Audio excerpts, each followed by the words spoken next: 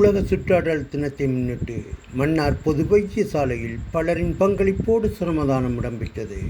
புதன்கிழமை நடைபெற்ற சிரமதான பணியானது மன்னார் பொது வைத்தியசாலையின் பணிப்பாளர் வைத்திய கலாநிதி எம் ஆசாத் தலைமையில் வைத்திய நிபுணர்கள் உட்பட இவ்வைத்தியசாலையில் பணியாற்றும் யாவரும் ஒன்றிணைந்து இச்சிரமதான பணியில் ஈடுபட்டனர்.